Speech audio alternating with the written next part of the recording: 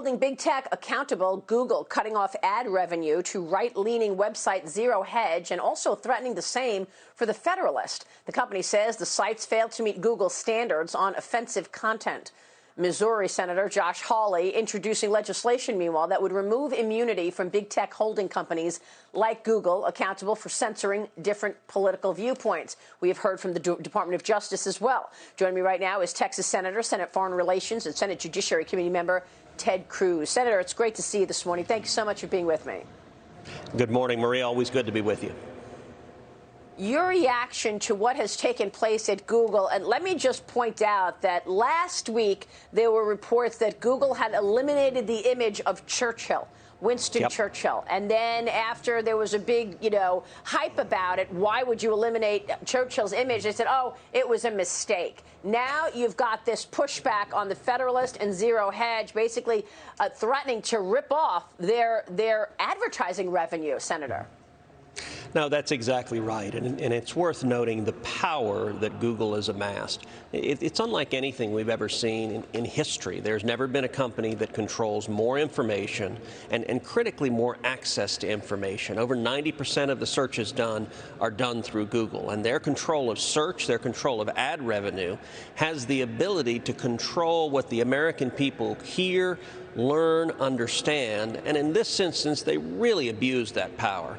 They went after the Federalist, which is a conservative media organization, and they threatened to demonetize them, to cut off all ad revenue. And in the internet world, that can be the difference between life or death. Now, the Federalist at first wasn't even sure what the basis was. They were eventually told that Google had some problems with some of the comments on their website. Not what they'd written, the articles, the journalism they'd put up, but instead individual users had written some comments that were offensive.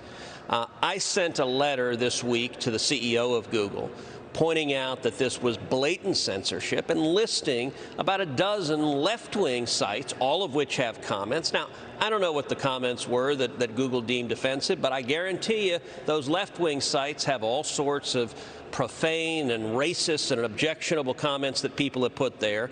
Google is not imposing the standards on them.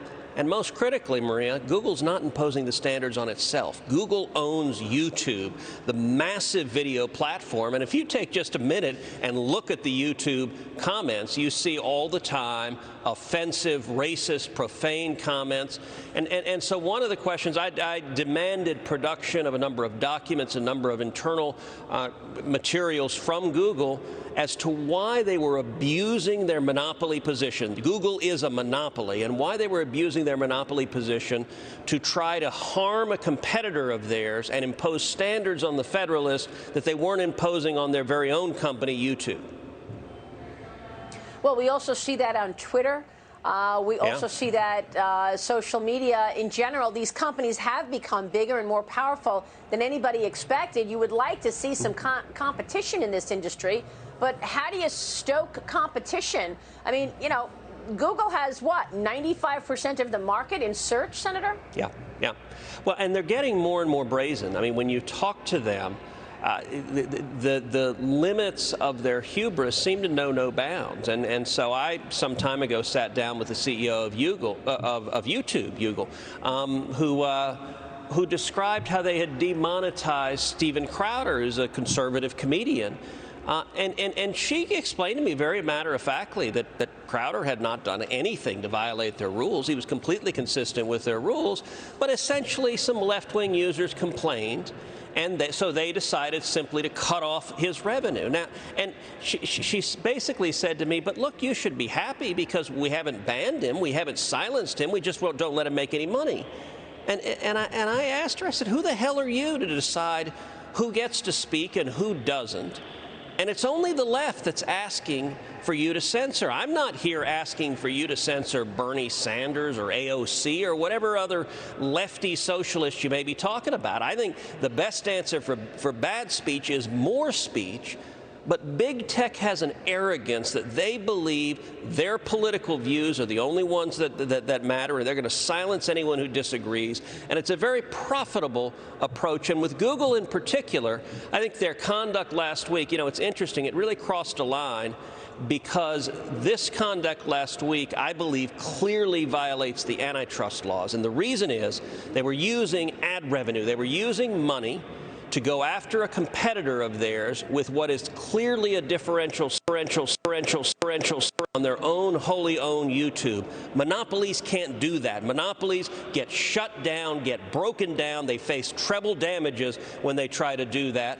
But Google has the arrogance of Silicon Valley that they believe the laws don't apply to them. I'm hopeful this administration is going to make very, very clear that's not the case.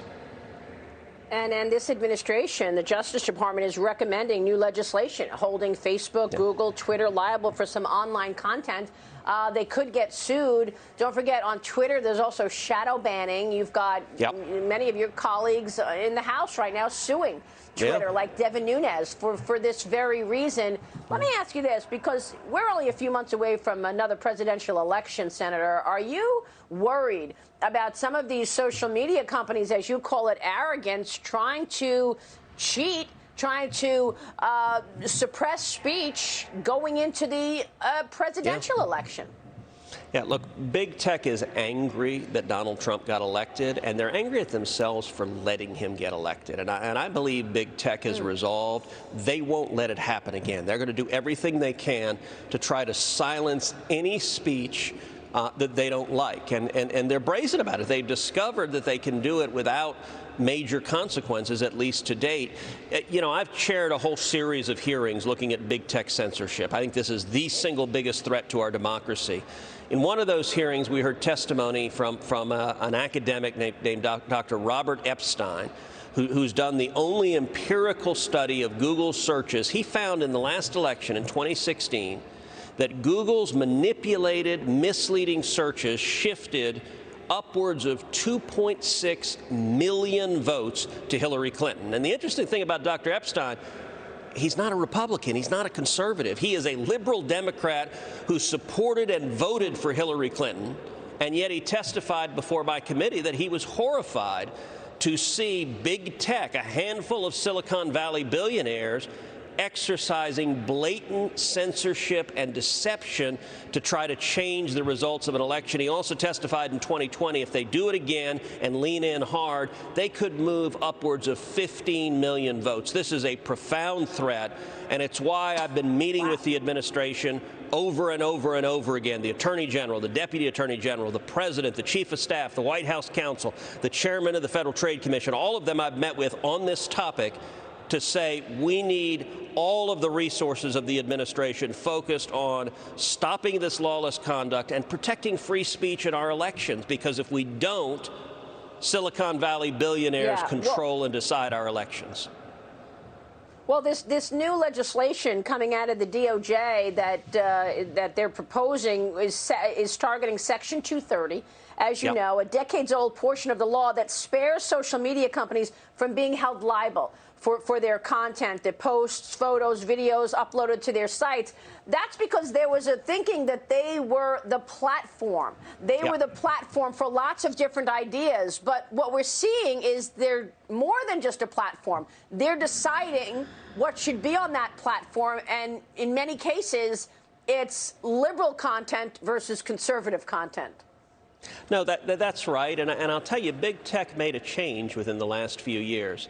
In one of the hearings I chaired, we pulled up an internal Google presentation. It was a PowerPoint about 50 pages long. It was entitled The Good Censor. That's what they called it, The Good Censor. In it, it contrasted between what they called the old way of doing the internet here in the United States, the laissez-faire free speech model, let people speak, have their rights. They contrasted that with the new, and this is what they called it, the European-style censorship model. And the companies that Google identified as engaged in the new European-style censorship model were Google, YouTube, Facebook, and Twitter.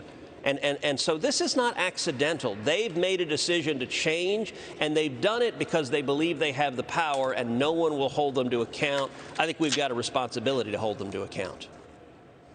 All right, Senator, we'll be watching the legislation coming out of the Senate, as well as your efforts. Senator, good to see you this morning. Thank you, sir.